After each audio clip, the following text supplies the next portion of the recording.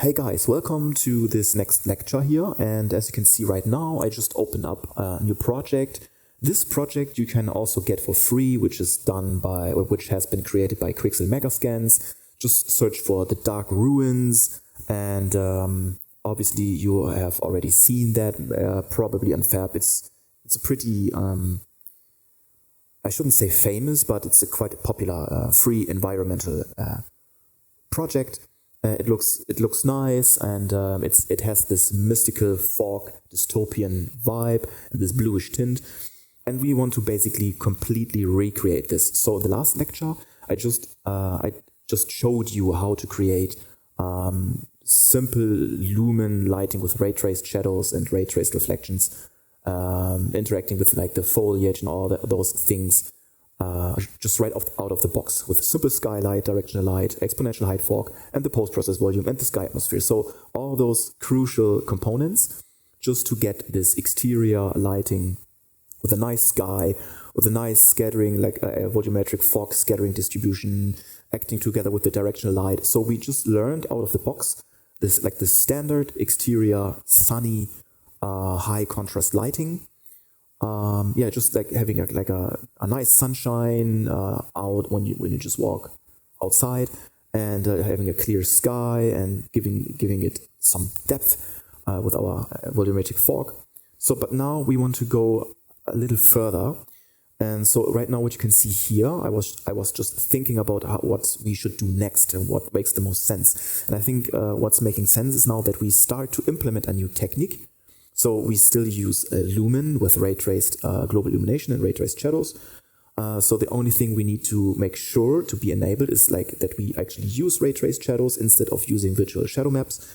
So we will just check that if this is already enabled, and then we can actually start and delete all those lighting components by Quixel Megascans, and then we will completely create our new lighting setup. But instead of using just a skylight on its own with a sky atmosphere, we will use an HDRI backdrop.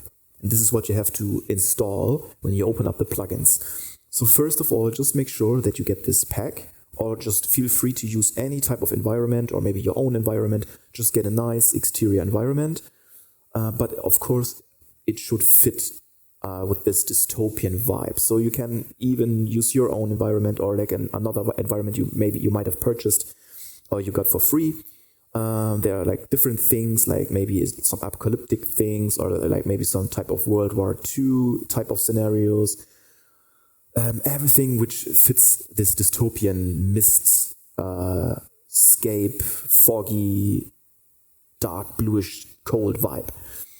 And this is, long story short, this is what we're going to recreate now. So first of all, once you have this scene opened, so this is just the main map, so it will open by default. You can just also, when your shaders are loaded, it takes some time until this project is ready. So you might get a coffee or something and just sit back for a while, because for me it took really long until this project was ready. So I was kind of annoyed, to be honest. But now finally I got it. And before we start, we will just quickly have like an overview what Quixel Megascans, like their environment artist did. So how they did all the illumination and stuff. So we'll just quickly run through the scene and check everything what's already here.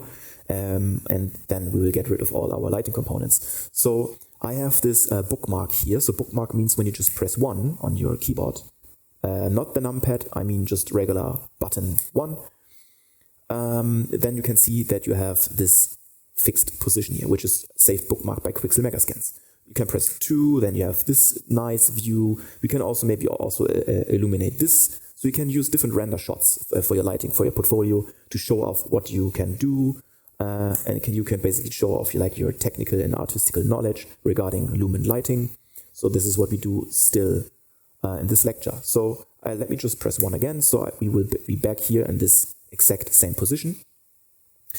And then if you have a really strong computer, of course, feel free to use all the cinematic if you want. Just for now, just to have like a smooth teaching experience here, I used like a mixture of like high and epic, so anti-aliasing, just to have this nice soft shadows. And also global illumination and reflections, I just put this to epic, and the rest I don't really mind. I just have it on high, it's enough for me. But feel free to crank it up if you need to, if you really want to. So first of all, you should see, or what I see just right out of the box if I press G. So you can see that there are a lot of decals, or decals, I should say, sorry for that. Sometimes I'm a little confused how to pronounce things, especially when I'm focused. But you can see this is not really something we need to pay attention here. It's just breaking up, maybe. I think they used like some dirt or dust decals just to break up repetition, get some variations. Nothing special. It's just a rock patch.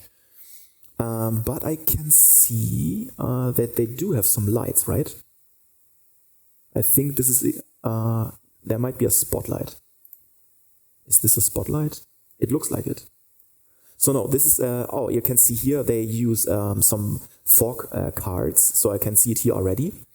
So what is a fog card? First, let me start by explaining to you what is the so-called local fog volume. This is something we are not going to use for now. It is, to be honest, it's also not really important to know. I can just explain to you really quick. When you go to volumes, instead of having like an exponential height fog, you also have a so-called local fog volume, which should be, I might be blind. Where is it?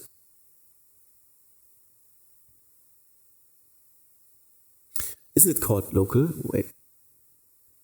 Sorry, it's not under volume, sorry for that. It's under visual effects, so even sometimes I'm confused. Visual effects, so next to our exponential height fog, we also have the ability to add a so-called local fog volume. This is just like a small sphere you can scale up, and this means, like the name already states, you can put additional like local fog spots. Maybe you want to have a corner, or maybe some things you want to have like deeper fog. You can just add additionally a local fog volume, and you can scale it up. Basically, it's like a sphere, but you need to have exponential height fog enabled for that. So you need to have exponential height fog, and inside exponential height fog, you need to also click or enable the volumetric fog settings. So and then you can, on top of that, you can use like the local fog volume. So this is just what they did here, but let me just see, if I just double click here, press G, yeah, you can see they scaled it up really big. And when I see this from this perspective here, you can see that they have some additional like local fog here. So this is one thing, they just placed a couple of local fog volumes here, but also they have plenty of fog cards. So this is like a plane, it's just bent a little bit, so it looks like it's bent, right? It's just a two-dimensional plane, yes.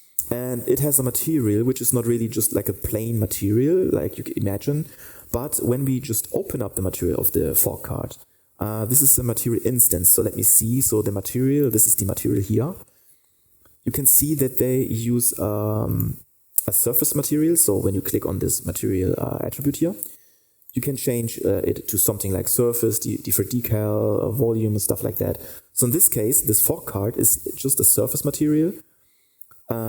But the blend mode is translucent. So instead of opaque, it's translucent. So it shines, and you can look through, basically. This is also like when you have like a mirror or something. So translucent is basically something it's almost invisible. So, but still, it has some kind of shiny effect or reflective effect also. And what they also just add is the emissive color. So an emissive color is just something shines or also illuminates. So you can also illuminate material. So basically when you have like an LED or something, you can just use the emissive and you can multiply the value to something really high. And then also your material is going to shine. But this is not for this lecture here. Just for you to understand that emissive is just a material which shines also light if you set this value really high. But what I can see here as well is that they use some kind of noise texture. So they're using like different channels like RGB, and there are noise textures inside. And this noise is getting multiplied. So this also has a depth function. So this is just like the material is fading in when you place it, basically. And it's also connected to a so-called opacity. So this means that depending on the depth of the plane, so maybe like the edges around the plane, they fade out when you place them near a cliff, for example. And you multiply this also, in this case, with a noise texture. So this is why they also have like this cloud mask channel. So I'm not really go into detail because this is not about technical blueprints stuff, like how to set up technical parameters and complicated materials. And so this is not really about that course, but I just want to tell you like what is basically like how you can make a fork card just out of the box. So just remember that you can change a material to something translucent, and you can mask it out using also emissive to make it shine, and also you can use the opacity to add a mask, and then you basically have this effect of fog not being like how should I call it, uniform, like a flat plane, just having this completely flat wall of fog, but you can see it has clouds. It has different depth and different this is why they're using a cloud mask. So basically like noise. They're using noise to mask out certain parts of this translucent fog material. Okay, so, and I think we should just leave those planes, those fog planes, because they add a nice effect just on top of the cliffs. And just also a quick tip, if you like some things regarding Quixel Megascans, or you have like free environmental textures, and you see like, oh, I like this grass, I like this fog material, or they have like a small candlelight, animated candle fire and stuff like that, or you can also feel free to just go here to this fog card, for example, because it's free to use, and you can click on this binocular, here's the static mesh, and then you can migrate this to your own project, or you can just export it maybe if you want, but I strongly advise you to always migrate that into your own project when you have something already. And then you can see that this mesh, this fog card is getting exported or migrated into your project, depending on where you want to have it. So of course you have to decide and you have to apply that, but you can also see the material will also be migrated and also already will be assigned automatically the material instance. And I think they're using 3 different material instances. So there's a fog card material instance 1, 2, and 3. So I think they use like different noises and different parameters just to have like different kinds of fog cards basically. So you need to make sure that you maybe also get the material instance fog card 2 and 3 in this case. But also you see here procedural clouds, normal. So this is basically how to achieve those noisy things inside this fog card. Or this basically is just a plane having like a translucent masked out material. So, but they will just export for you everything if you just migrate that. So you can just click OK, and then you can choose your own folder, your own project, and you just open up your content folder inside your own project. Just double click on your content folder, and you just press OK. That's it. And then he's going to make a new folder inside your own project, and you will have the fog card with the material and the material instance and material functions, everything already applied. So this is like a good thing. If you like an environmental pack, feel free to just check those packs, especially from Quixel Megascans. And then you can also, if you like this water, it's already animated, it looks good. You can also just click on this water plane here, ocean plane. Here, click on this binocular, and you can also maybe just asset actions, migrate this. No, I don't want to save. And then in this case, it's only exporting the mesh. So the reason why it's not migrating the water material in this case is probably because this guy who was working on this project didn't assign the material. So this is something you have to do manually in this case. You have to assign the right material. And if you're not sure what kind of material he assigned, it is, let me close that, the MIMS Ocean. So you have to assign this material to this mesh. So you need to open this mesh. And so then you get this material instance. And then let me just show you really quick. So when I just go to this plane, which is just a flat plane basically, and then I can get this MIMS Ocean, boom. And then I assign that. And then I think this is already it. Let me just save. Maybe I hope I'm not screwing things up here. No, it is the material. And then you can basically just right click here, go to asset actions, and then migrate no again. And then you can see now he will not only export the mesh, but he will also export all the material functions, which is crucial, the textures, which is crucial, even fork card. I'm not really sure why that is, but so maybe it's in some way it's connected to the material. Don't ask me, but yeah. So then you will have this nice looking big water plane, and you can just also implement it any way you like to your own project. And you can see here, I know I don't want to go into technical details here regarding material functions, but you can see here also that they use some kind of like depth fade or like distance field blend. So yeah, this would be like a whole new course on how to create like those technical parameters and those materials, but this is about lighting. I just wanted to give you like a quick tip before we actually start. So what we need to do now, is we need to go to global lighting. So we want to make sure that we delete the direction light. We want to make sure that we delete the exponential light fork. The PPV for post-process volume, of course, we're going to delete this, the sky atmosphere, and the skylight. So what they did here, like the lighting artist in Quixel Megascans on this project, they used the same approach on how, like getting lighting out of the box, just using the skylight with the sky atmosphere, adding the direction light, height fork, post-process volume, boom, it's done. So just basic lighting setup. And we will do something similar, but not quite the same. To be honest. So let me just delete that. So now everything is pitch black.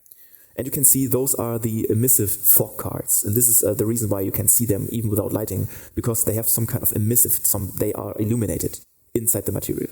This is called the emission, the emissive material. I think we can leave them. If you don't like it for now, during the lighting process, you feel free to also just click on this fog folder. And you can just get here, beach fog, and you can just, boom, hide them during the process. But I will just leave them because I don't really care.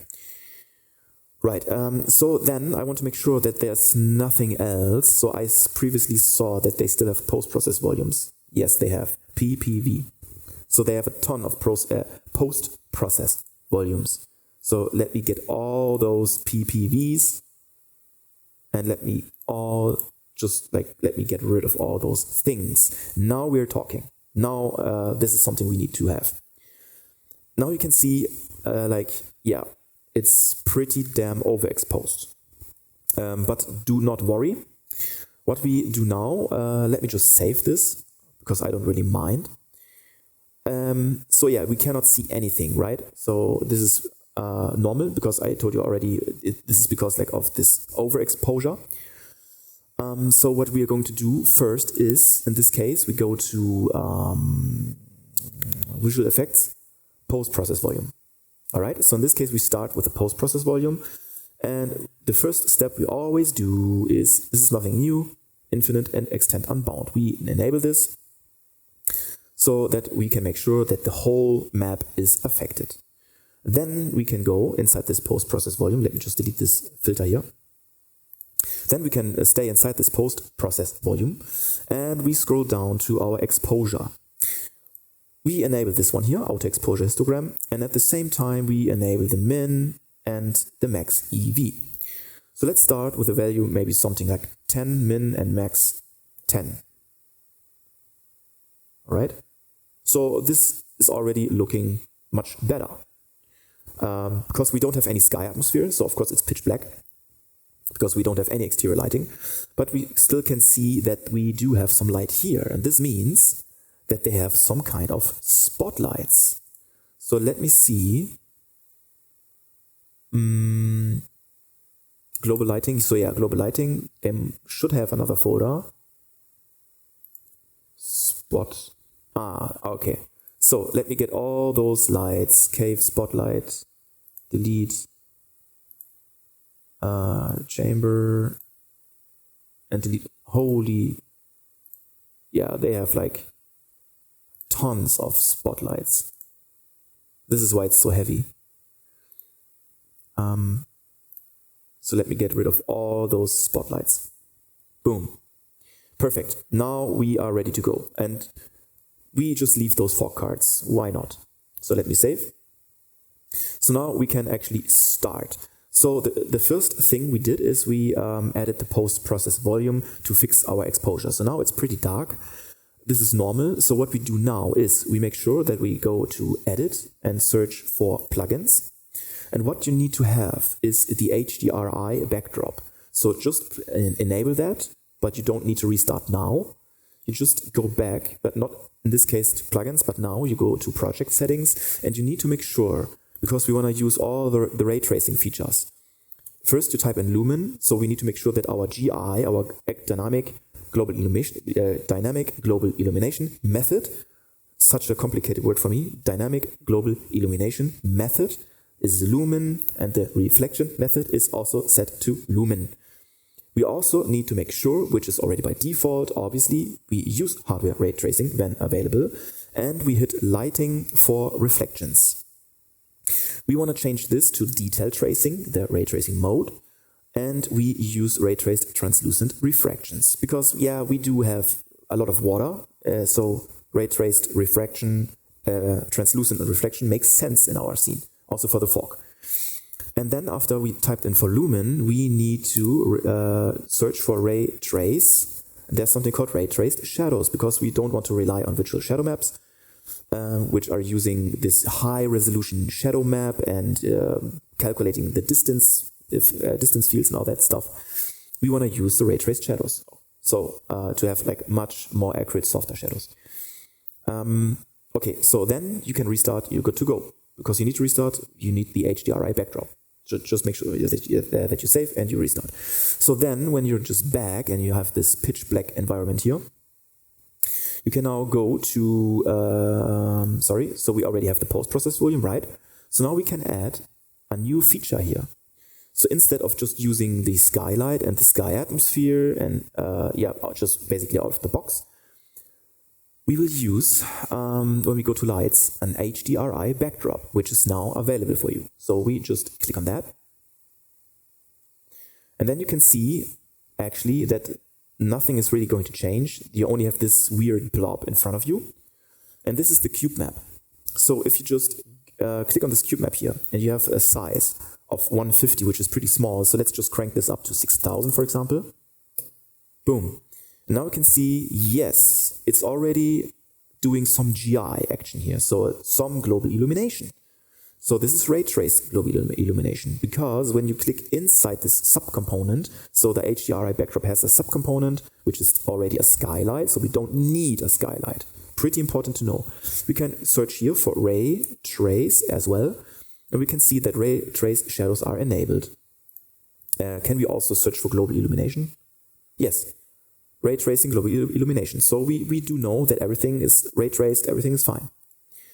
But we should change a couple of things. So first we need to make sure that we drag this down. So now we can see this weird grassy field, and this is our projection center of this cube map. Because you have to understand, even if you don't really see the sky, because it's still really underexposed, or like we have a so-called underexposure, which we will adjust, but just you need to make sure that you drag this one down. So you can already see the location on the Z-axis here. Just make sure that you maybe put this to minus 2000, for example, so that we have plenty of space and nothing is like overlapping here. Let me see. So yeah. Okay, so but now you're still maybe confused because you cannot see anything here. So it's still pitch black. So why is that? So we need to check. We have a so-called intensity here. Since we changed the post-process volume to something really, to a high value of EV, I don't really want to go now into like this technical terms, what exactly is EV. Let's just stay here for now and let's just realize for now that the EV is just the exposure settings like you have on your camera. But we set this to a really high EV, which makes our scene really, really dark. This means we need to compensate for this. So in our HDRI backdrop, the default intensity of 1 is pretty low. So let's just try and do maybe 1000. Boom. And now you can see we have our HDRI backdrop. Okay. So now this is a good value. I mean, for this scene, it's pretty bright now. But before we get into this foggy, mystical, dystopian mood, we need to change our sky. Because if you look at this sky here, I don't really want to open it now, to be honest, because I'm lazy. But you can see it's like a funny, sunny, HDRI. So what we need to do, or what we should do, we go into our content again, and I already imported an HDRI from Polyhaven. If you're not sure how to get an HDRI, just visit polyhaven.com. Everyone knows this website. I think everyone is using this website, Polyhaven, and then from there you can download any HDRI you want for free, 8K resolution. So just make sure that you get this file. And in this case, I have this overcast HDRI, okay? And it is a so-called .hdr file, okay? But it's pretty easy to find. Just go on polyhaven.com and then you will already see it. So in this case, I just went for the overcast HDRI. So this is the name of this texture. And when we open this one up, you can just drag and drop this after you downloaded that from the website. You can just open this one up. And you need to change the MIP gen settings from, it was, I believe, from texture group, I believe. You change this to no MIP maps. No MIP maps means that we are getting rid of this compression. So we want the best quality. We don't want any like blurred out, noisy stuff. We want to have like the best resolution possible without any compression. This is basically why we set this to no MIP maps. As for preview purposes, this is only preview. It's not going to change your HDRI in the scene, but you can just check your exposure bias here on top. So then you can already get like you get an idea that, this can look quite dramatic. So why not? We will just maybe try to achieve something like this. And it's possible. So, but as I told you, it's just a preview. We can just delete. We can just close this, and you can see it's not really going to change anything. So now we have our post-process volume, and we have our HDRI backdrop. Okay. So, but I think it's still, but now it's really bright. What we can do, we can reduce the intensity of the backdrop. But in this case, I just want to fix my min and max EV in the post-process volume. So let me do a min of 15 and also a max of 15. Boom. And now I have that. Then I can go back to the HDRI and I can go maybe for something like 1500. So this is already nice for me.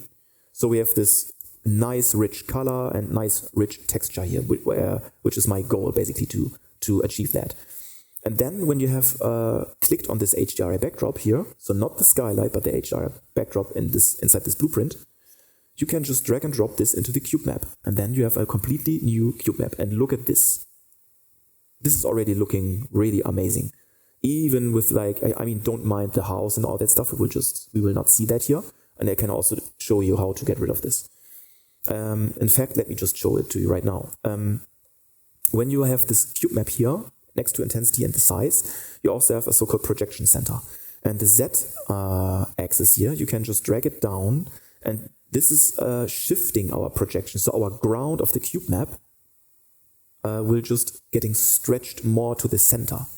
So if I just stretch it really, really like to something like minus 5,000, let's do minus 5,000. I think it's a lot more, minus 30,000.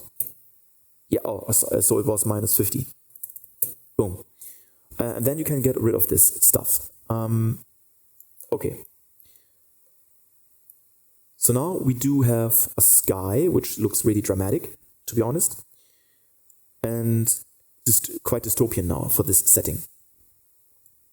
But this is not really it. Because now we can see that, our whole scene, the sky for now is okay.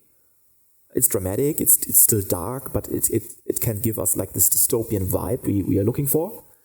But let me just quickly change this to minus 36,000 maybe.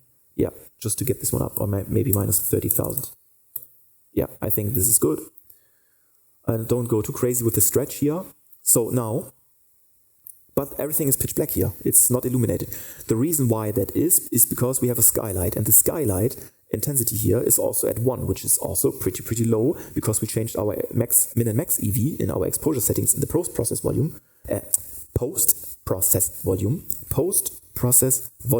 We changed it from basically to a really low value, from -10 to 10 to something like 15. So this is why it's really dark, and we need to again compensate also in the skylight for that, so that we have proper global illumination. So let's just try and get maybe a value of like 200 in the skylight. Boom, and now you can see we have this one illuminated. All right, so but it's really bright, so let me just try 50. Let me just try 10. Now let's just go for 10. So this it's dark, but it's not really too dark, and it shows like really rich colors. And this is what I really love about the HDRI cube map inside Unreal Engine, working together with the ray traced shadows and the ray traced light, global illumination, which is Lumen in this case, but it is basically using ray traced global illumination. So, but it gives us a really good, nice, rich color on our textures, and it's really soft. It's balanced out, so it's already looking quite nice. Okay, so but of course we're not really done.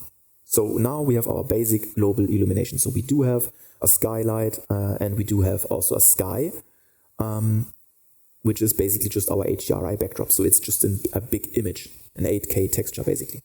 So now what you can do before we add more components like the height fork and stuff, you can also go back to the HDRI backdrop, because what you need to fix is the sky brightness or the sky exposure should always match the ground, or like the soil, the cliffs, the foliage. Everything in terms of exposure needs to fit together. So when the sky is pretty dark, but this is like overexposed or vice versa, this is not good. It's not physically correct. So you need to balance out the sky brightness. It needs to complement our surface. So this is why maybe I should increase this for now, maybe to something like 2000, so the HDRI backdrop intensity.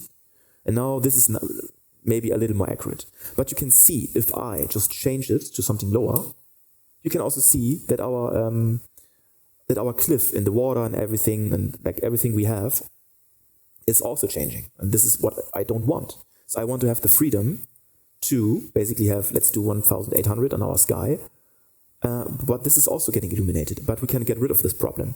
If you go to the skylight is using the captured scene.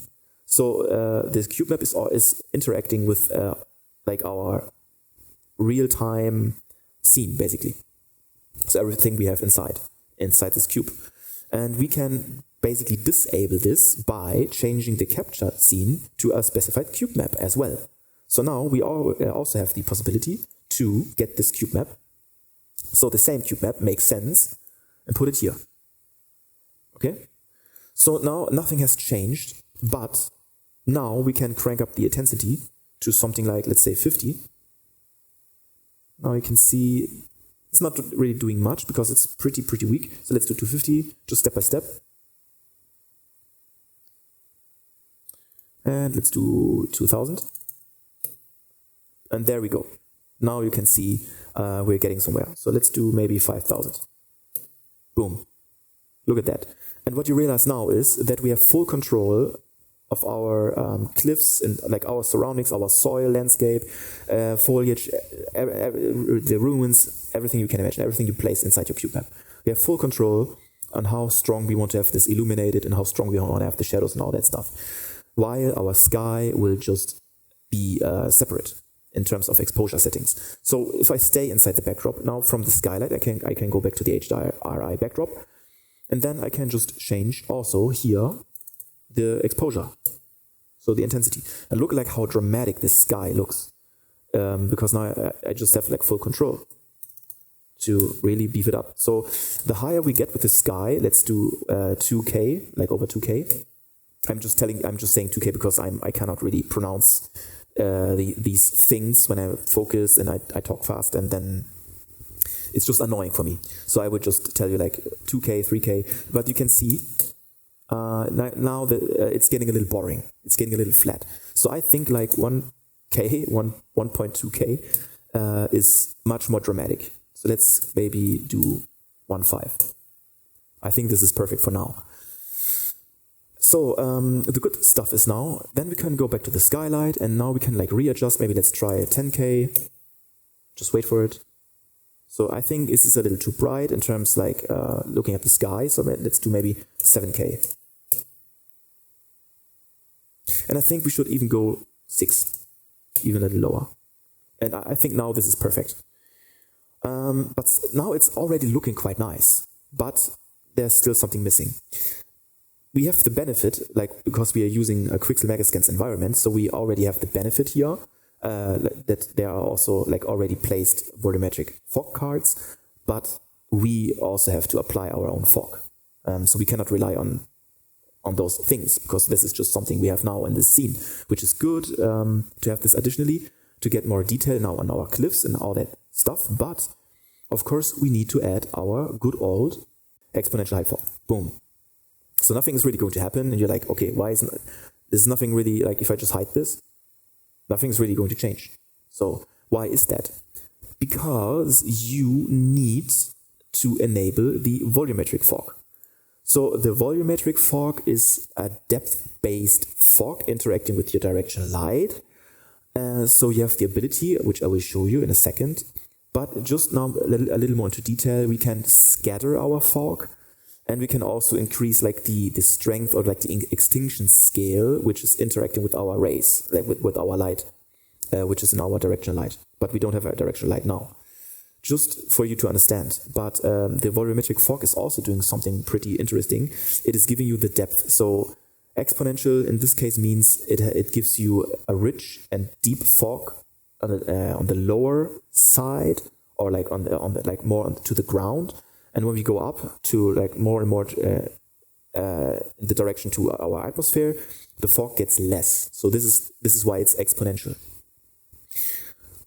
Okay, and volumetric is just, as I told you previously, it's because it's interacting with our directional light, so with our direct light source.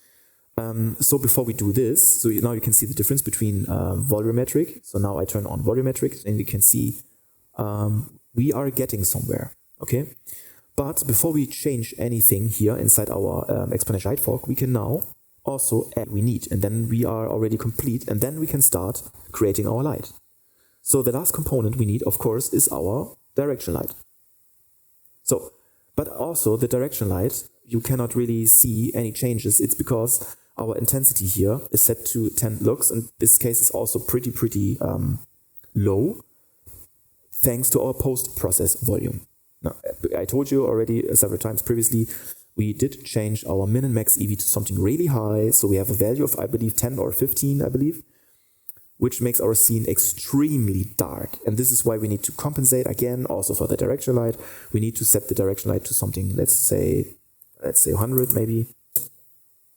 Let's say 500. 5,000? Okay, so it's ridiculously high, yeah. Let's do 15,000. So now we're getting somewhere. Of course, this is a little too bright, but so let me fix something really quick. Since we are using ray traced shadows, and this is nanite, it's all nanite. Here, overview. So now you can see in this perspective here, those are the nanite triangles here, and it looks crazy. But this is basically just to show you that those cliffs, yeah, obviously it's nanite. And this is why our ray traced shadows, because we enabled ray traced shadows in our project settings, you remember, ray traced shadows. It's not by default, because default is always virtual shadow maps. But now we're using ray traced shadows, so we have to use a console command for that to get rid of those shadow artifacts, because those shadow artifacts, this is a bug. It has to do something with the nanite geometry. Okay, so because the nanite geometry is dynamic, so it also changes, and the shadow is not really accurate, and then the shadow is using like a different geometry density, I believe, and this is the reason why we have those horrible shadows. But you can get rid of this pretty easy when you type into the console command. You type in two-sided geometry, And then you will already see it. r.raytracing.shadows.enable two-sided geometry. Click on this.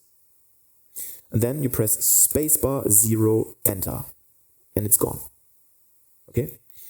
This is always something you need to do when you use nanite meshes. And also, of course, nanite foliage. You need to enable the two-sided geometry and put this one to 0 to get rid of those shadow things, those shadow bugs. All right, so now we can continue with our lighting. So we added everything we need. Okay, we have a post-process volume. So with our min and max EV of 15, we added the HDRI backdrop, which has now a really high value. Our HDR backdrop has a value of 1500. Our skylight has a really high value of 6000 intensity. You can also increase, by the way, the cube map resolution. So let me just quickly show you what that means. If I just get a shape. If I just get a sphere, let me just put this sphere directly in front of our face. Then let me just quickly, you know what? Let me just change this material because I'm lazy. Let me just change this to metallic 1. So we have like a metal ball, and we change the roughness to 0. So we have this perfectly like metal ball, chrome ball, you can say perfect reflection. Just to see what I mean by the cube map resolution. So you remember when I talked about the screen space reflection method, and in this case we're using the ray traced reflections. This is now your reflection. So when you look at the water, you can see the sky here is reflecting. And our chrome ball, which is now perfectly reflective, is also reflecting the sky. This is the ray traced reflections. But let me go to the HDRI backdrop again, and then we go to the skylight again, and we have the cube map resolution, and 128 is pretty low. When you type in 1024, so we have the cube map resolution for to 1K. Now you can see. I know it's hard to see, but now it's sharper. If I just put something really low. Let's do 16, let's do 64. So 64, you can see the resolution is pretty low, but if we have like 1024, you can see we have like perfect reflection here. Let me just get a little closer. Now you can see. You can see like basically, perfect mirror. So let me put this back to default, 128. There you can see it. So the cube map resolution, especially when you have stuff like perfect reflective metal, mirror, water, puddles, you should crank up your cube map resolution to something like 1K. Then it's perfect. Okay. And now you're wondering like, yeah, I can see everything, like the sky is reflecting everything, but this is completely pitch black. It's because this is a huge like water plane, and everything, like the water is thanks to or due to the material attribute, since this is water, it has a different material attribute, the reflection of the water is not really being like an effect, but you can see that our cliff and everything is reflecting as well. So just keep in mind that our our whole environment has now decent ray traced reflections. So I will just delete this sphere, and then we can continue. So let me press 1 again.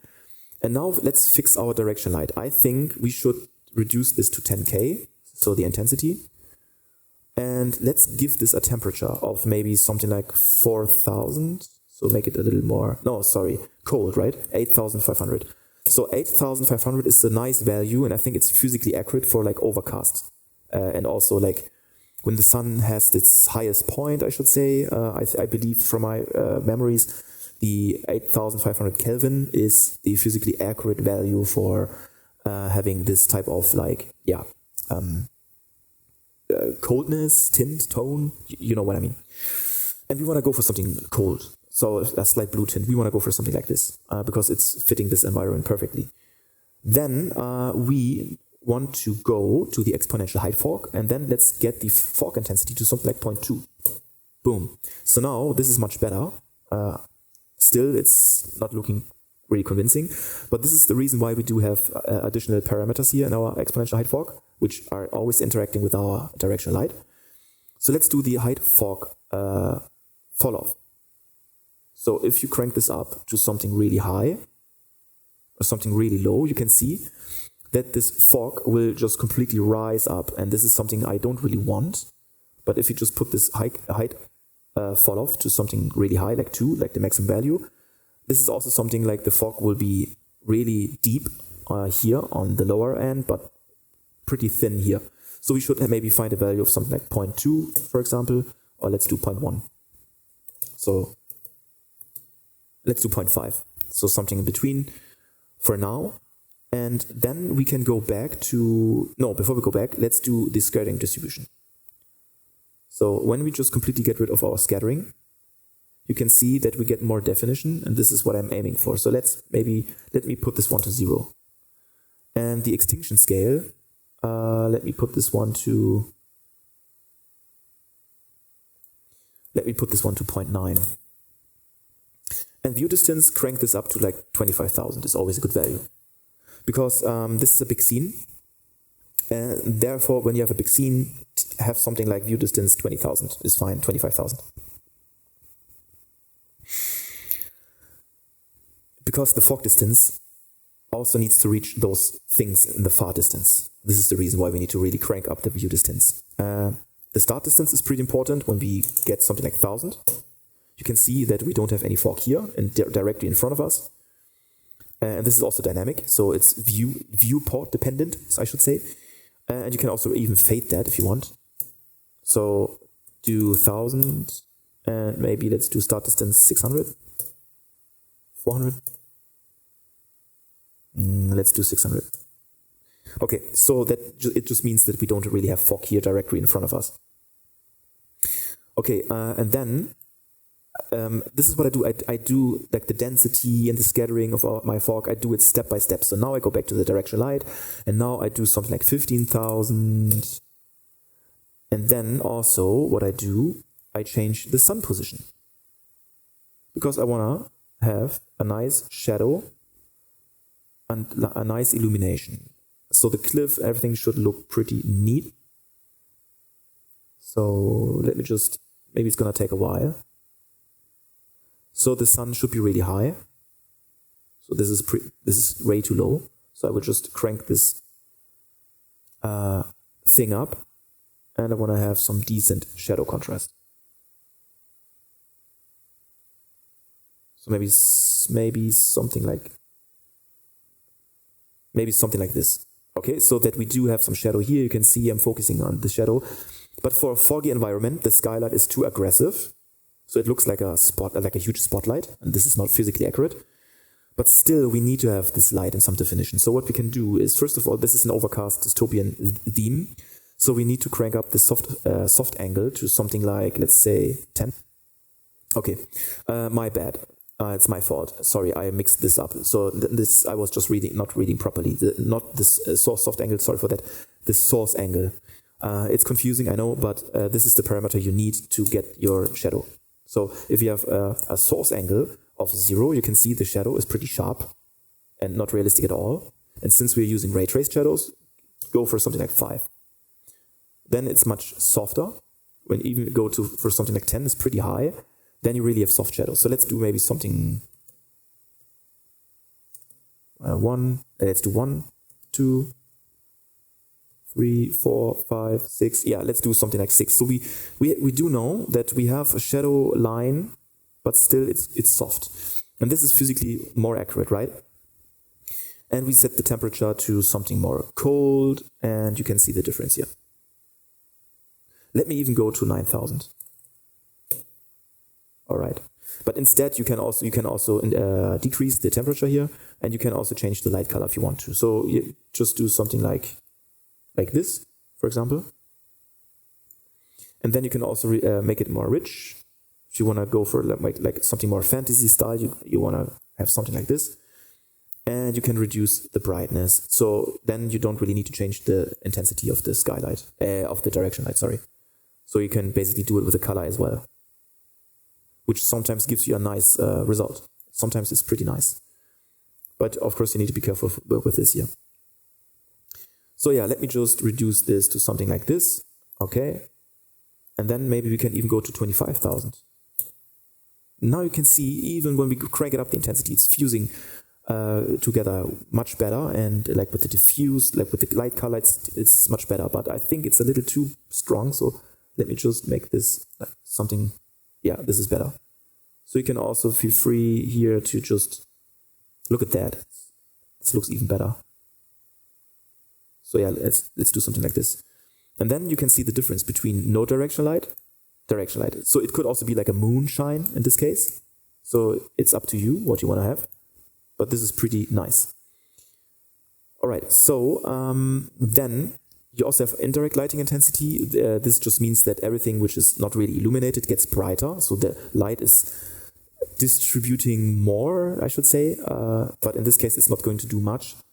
Let me crank this up to something ridiculously high. Yeah, in this case, it's not really doing much because we have an overcast scene. So let me just keep this at 1, I believe. But which is pretty important here, in this case, is the volumetric scattering intensity. So for our directional light, since we do have volumetric fog enabled, we can do the volumetric scattering intensity. Let's do 5. And then you can see how this fog is getting illuminated much better. And now it's much more obvious, the stuff here. And we should find something which is good, of course. So this is also about taste. Feel free what kind of vibe you want to achieve. But in this case, I want to have something like 1 is default. So let's do 2, 3.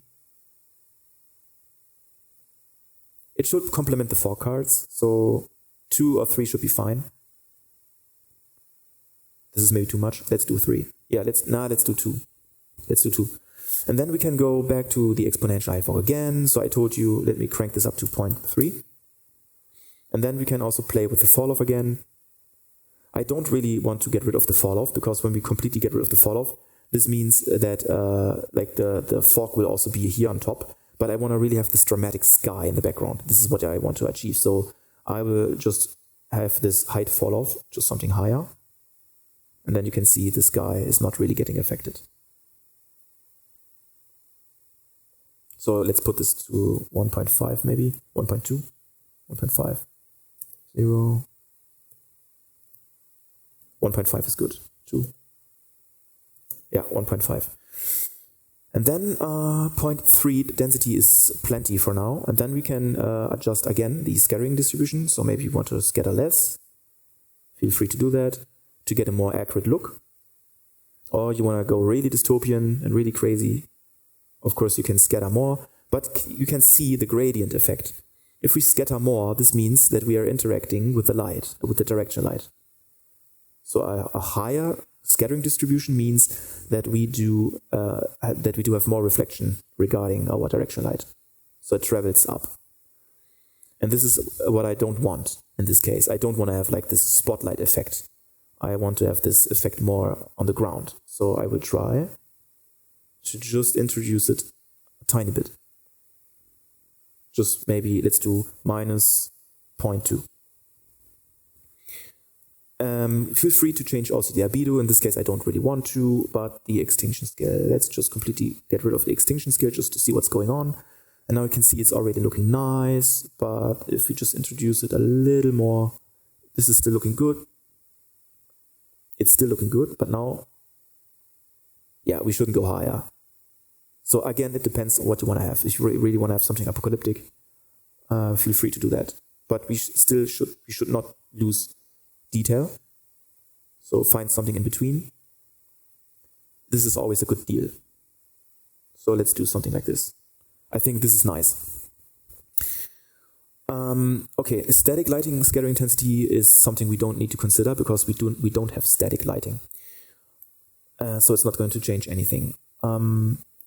But now what I'm trying to achieve is I want to have my sky. I want to have my sky back. So let me just play with the fog, the height fall off again.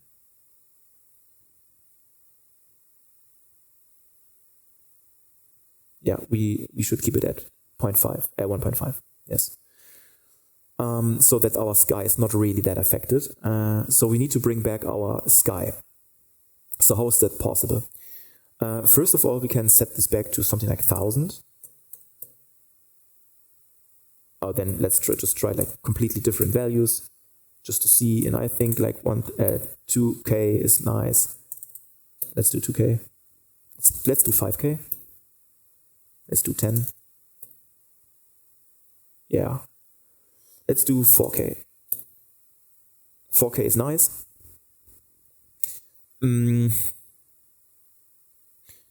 can also rotate here. Maybe we find something cool.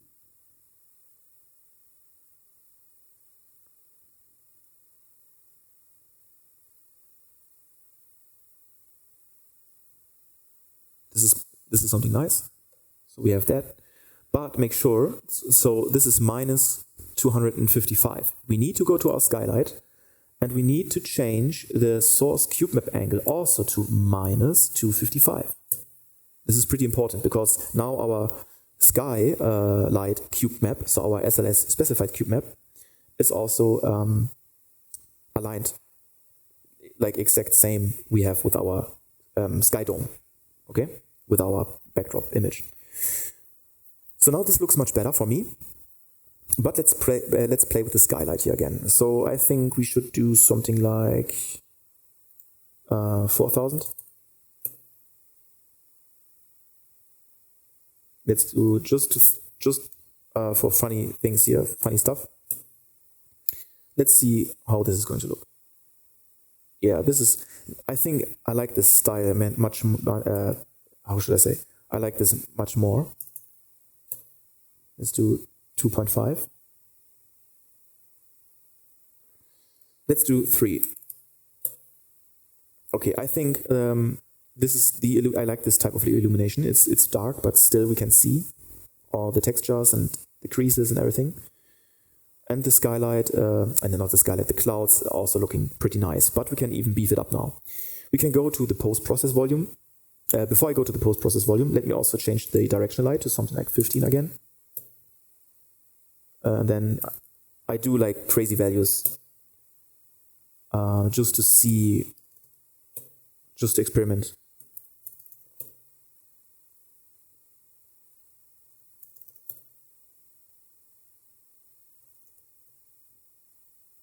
We should keep it at 25,000. Yeah, or maybe even 30. Yeah, still. So now it's complementing the sky brightness and this one. Maybe this is a little too bright regarding the sky. So let's do 25. But I think now it's perfect. Now it's fitting together. And then we can go to the post-process volume and then let's do the bloom already. So the convolution bloom, when you also enable the intensity, let me do something like 20. What the convolution bloom is doing, it's softening up everything. It's giving you more this soft, cinematic, dreamy look. And I think we should go for something like...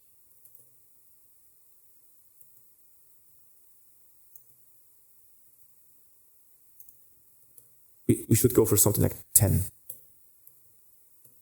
8. Let's do 8. Okay. And then feel free to maybe let's do 40, maybe a little more brightness. If you want that, you can also of course change this, but I think I wanna keep this. And now what's pretty important here is the local exposure. The method can stay at like bilateral. Is it bilateral? Yes. There's also something called fusion. I don't like fusion. It's making it it's softening up everything. I don't like that. Because it's too strong and we lose too much detail. Highlight contrast is something we should try. It's pretty hard to see, but you can see it maybe here on those highlights, just a tiny bit. That you can just reduce the contrast or just make it more obvious, but I will just keep it at 1. You can also try, maybe put in something like 5, 10, 100. So yeah, you can see it's not really doing much because we don't have any highlights here. So I will just keep it at 1. Shadow contrast is pretty important. So you can see if I just move this down, we can brighten up our meshes. like our shadows.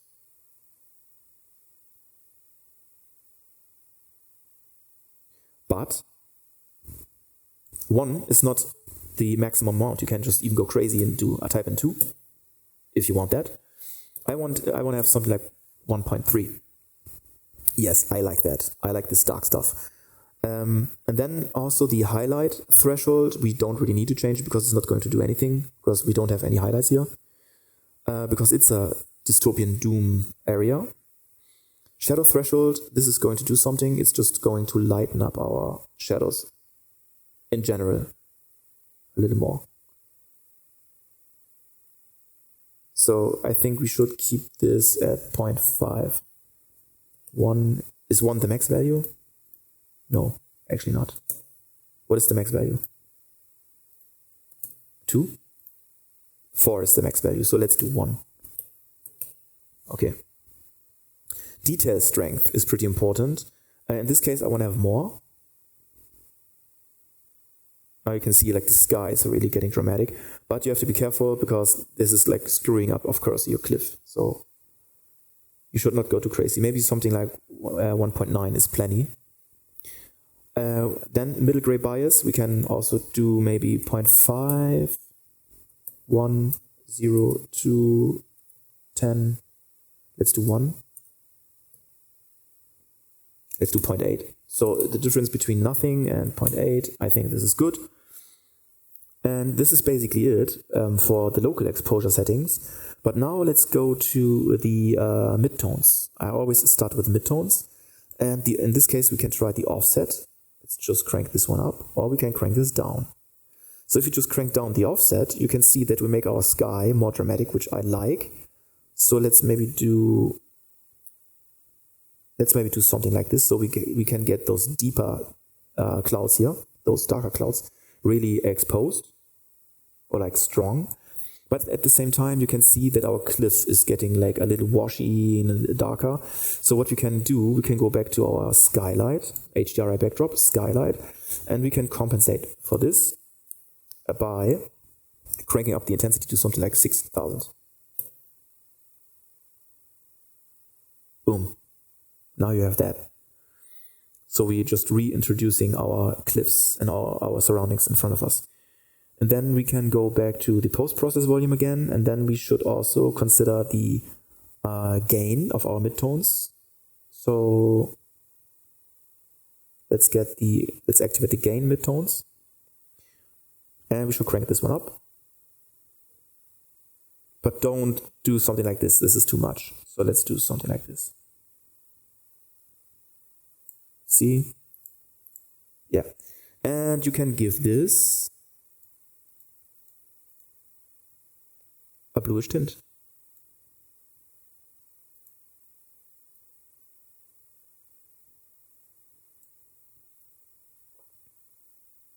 Yeah, I don't want to go too crazy, to be honest. So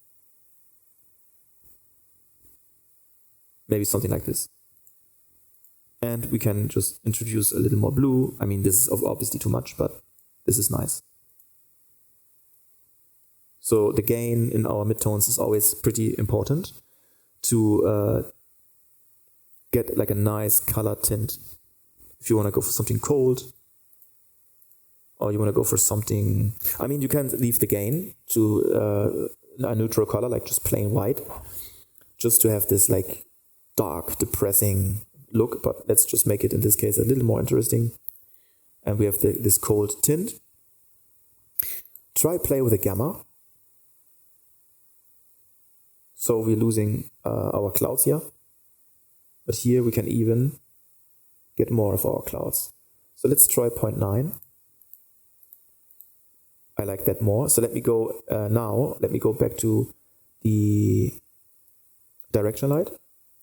Let's do 35. Sweet.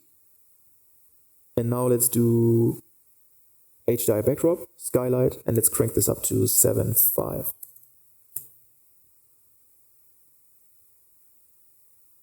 Let's do even 9.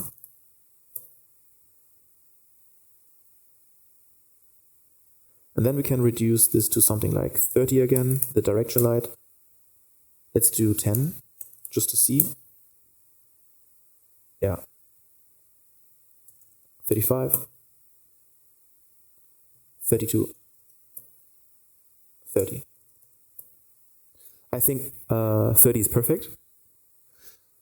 And now I think we are almost done for our dystopian, misty, foggy lighting. So what we achieved so far is a good exponential height fog setting. Our direction light is complementing our shadows and all those things. Let me just disable the direction light just to see what we did. So this is also about taste. You don't even need so much. So we can even go for something like this. If you want to have this more balanced, you should be really careful about high intensity regarding direction light. When you have something foggy, overcast, misty, you should be really careful. Let's crank this up to 8. Yeah, and we have this nice soft shadow. Okay, and then we can go back to our direction, and we are inside our direction light, okay. HDR backdrop. So you can see I just switching things around. Let me do 5,000. Just to get a different perspective here. And I think this looks even a little better. So let's do 7,000.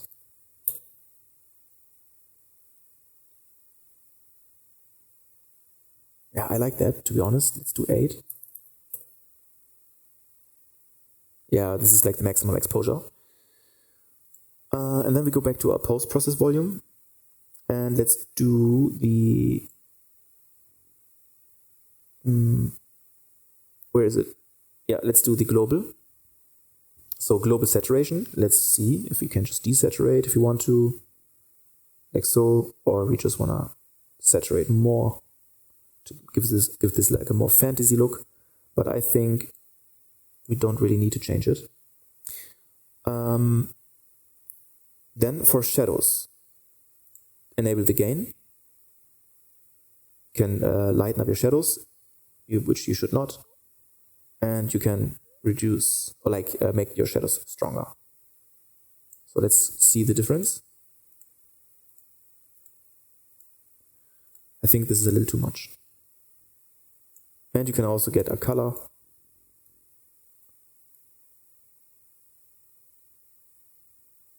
But in this case, I really don't want a color.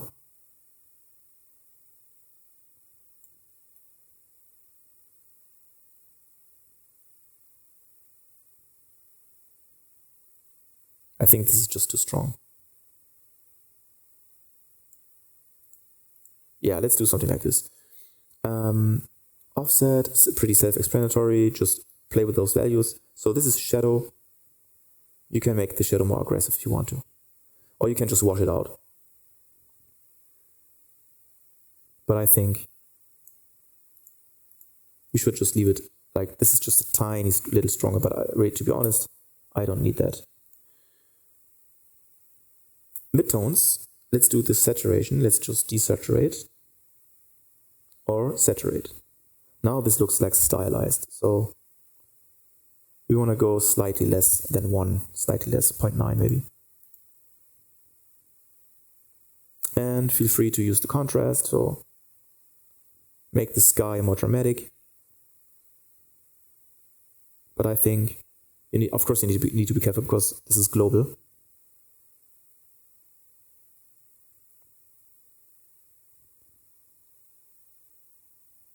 I want to go for something like this. Okay, and I believe this is pretty much it. We only do have like slope and toe, which is pretty important also to see. So let's just maybe decrease this.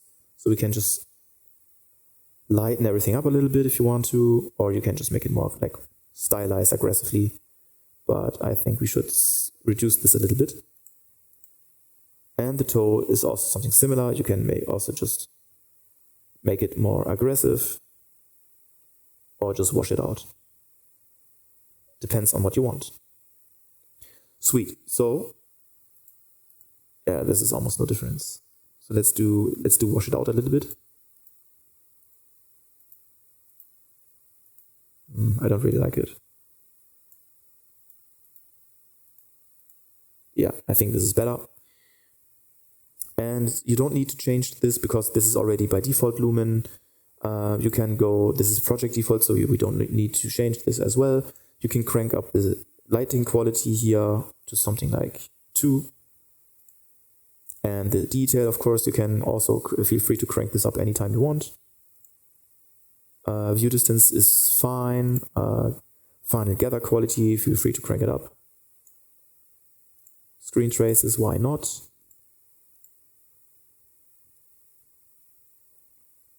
We don't need that.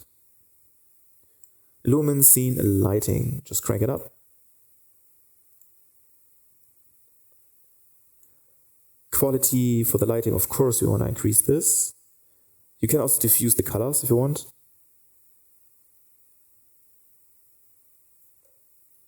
Yeah, you should.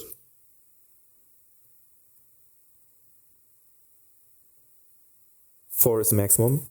Let's just keep it at 1. Don't need that.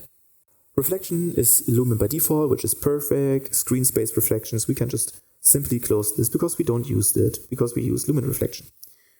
And feel free to also crank this one up. I mean, it's not going to do much because, yeah, we have water here, but still we cannot really see it. Screen traces, make sure you enable this. And you want to have high quality translucency reflections. But this is already by default. We have this already in our project settings, so you don't need to switch it on. Yeah, this is it for now. I'm quite satisfied with this. It's okay.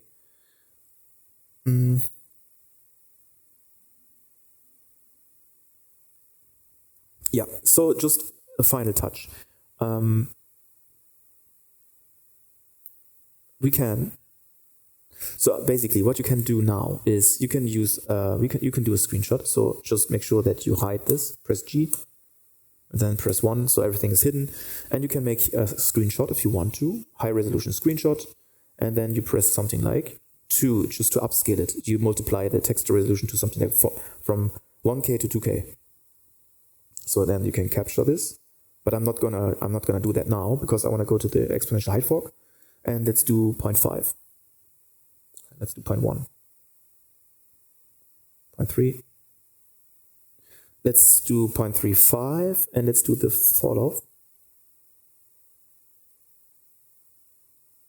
So if you like something like this and you don't want to have a sky, and you want to go like really Prometheus type stuff, do this, feel free.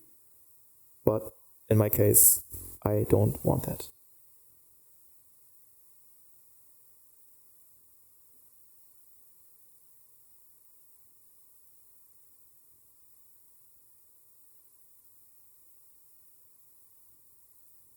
So yeah, I just want to have something like this. All right. So fork density, fall off, height stuff.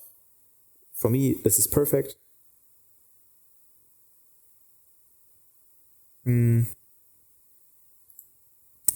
backdrop. Let's just change that. Maybe we can just maybe enhance something here.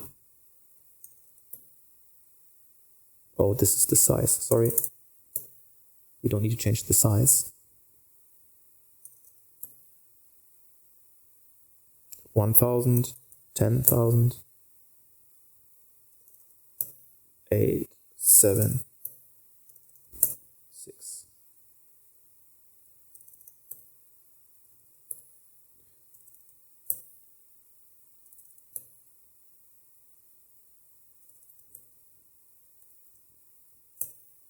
We should keep it at 4. So it always needs to be perfect with our cliff here in this case.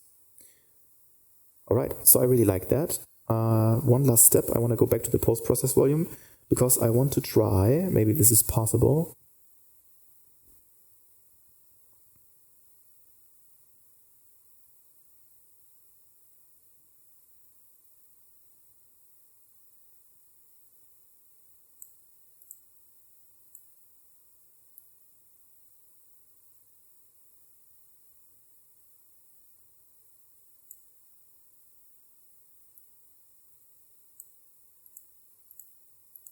Yeah, let's do something like this.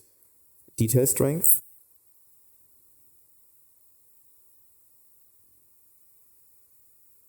Let's keep it at 2, around 2. It's fine for me. You can see the difference. Okay. So what I'm trying to do now is for the midtones, which is like regarding the sky, I want to try and make it a little more aggressive.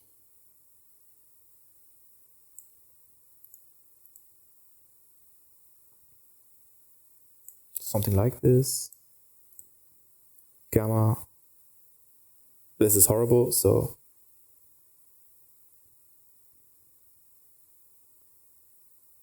we can go for something really low, like 0.79, and then we go back to our HDRI backdrop, and we change the skylight intensity inside our HDRI backdrop to something like 15K, just to see if this is going to do some good things.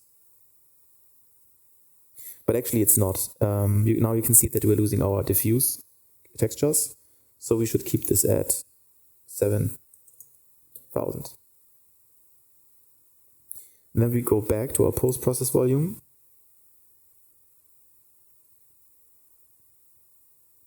And the last thing I did change was the gain, right? So the midtones definitely, but what did I change? The gamma? Offset? I can't really remember. What did I change? I think it was the gamma.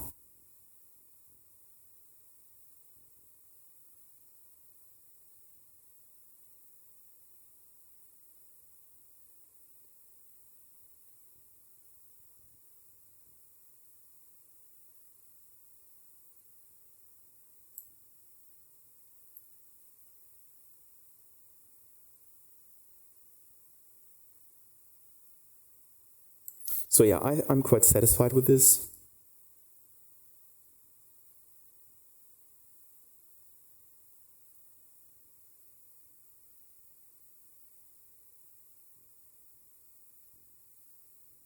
Yeah, let's do something like this, a little more dramatic. Let's change also the directional light again, just to see what we can do.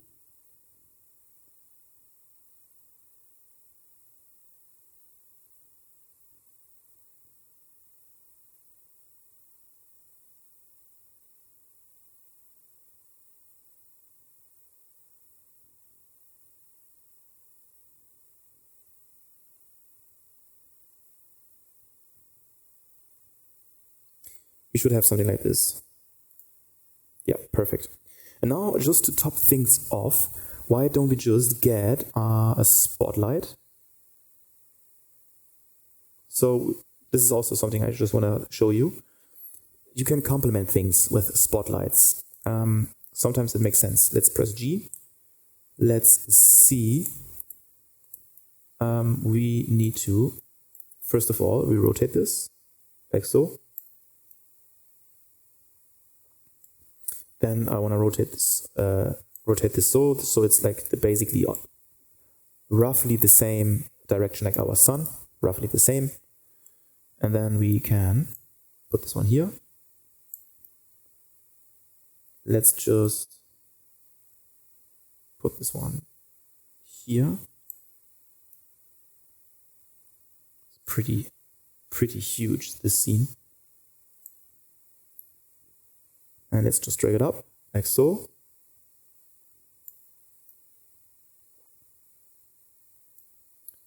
And here. And then we need to crank up the attenuation radius to something like 20,000. Then when you can see now the difference. Nothing's really going to change. So let's do candelas and let's do 10,000. Let's do 100,000.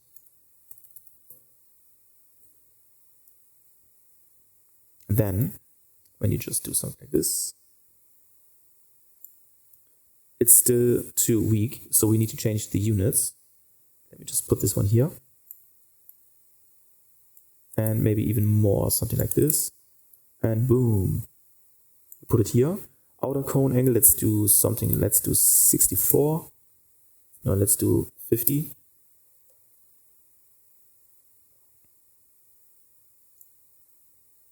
Let's change this to EV. put this up to 20, 24. 24 is nice. Then you can just put it here, just to complement this a little bit, but you should be careful here.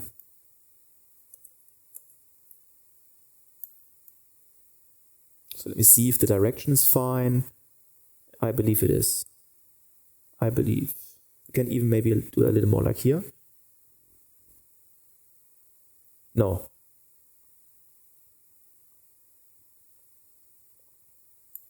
Let's see from the camera perspective. Now if I turn it off, you can see what we did here.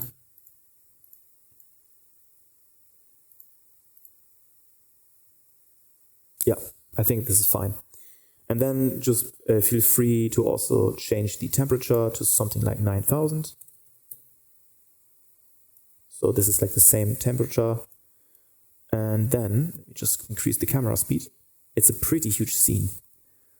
And then I will just alt drag this spotlight and put it here.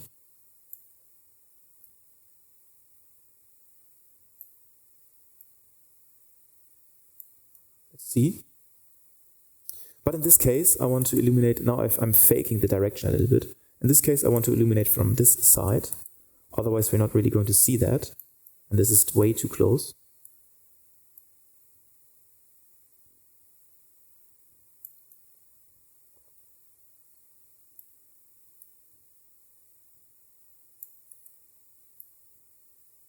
Let's illuminate from this angle.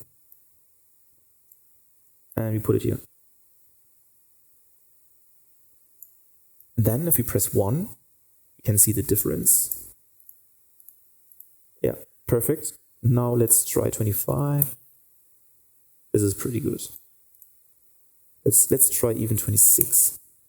I think this is almost too much. Yeah, you can see like the scattering here, so this is not good. So let's do 25, and then we're good to go.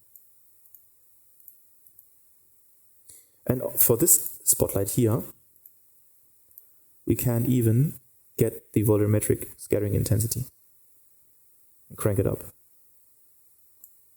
which doesn't make any sense in this case, because we don't really, if you want to have this, but it doesn't make any sense for this scene. For a window, it's good. So for a window, you want to have something like this. With something like that. But in this case, we don't need that here. We just want to illuminate a little more, maybe. No. 24 is enough. Yeah.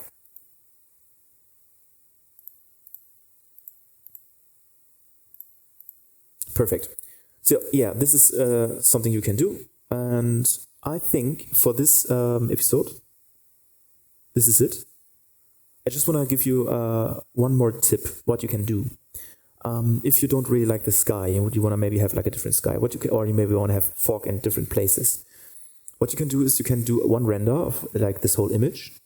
You get a screenshot, high resolution, and let's just save that. And after you've saved this and you got a screenshot, then maybe if you want to say like, yeah, but I want to have like a more dramatic sky, but then you can go to the post-process volume, for example, and you can go crazy, like something like this, maybe, and then like something more dramatic, maybe, and then you can, let's decrease this. You go to the color grading, midtones, and you do more offset here, like something like this. And you want to have more gain or less gain. So you can just change the overall characteristics of this cloud, make it even more dramatic if you need that. And then you make like a second screenshot. And then in Photoshop, you can just reveal this sky and blend it in. This is also something you can do. You can just layer those two things and then mask this second layer, and just with a mask with a paint tool, you can just reveal some of those things. And then you can use like different blending styles. Like instead of normal, you can blend maybe like the hard light or something interesting if you really want to do this. But this is not about Photoshop. This is just an idea to render multiple styles of your picture. Maybe you want to have a little more fog here, then you can just make also a third screenshot and maybe get more fog. And you say like, okay, but I only want to have this high density fog, for example, like this. All right, let's do one. And you're like, yeah, but I really want to have this high density fog here maybe. And then you can just layer this image on top and then you can just reveal a little bit more fog here if you want. So you can do nice things. But yeah, let's just put this back to 0.35. So yeah, but this is basically what we can do. And yeah, see you in the next lecture.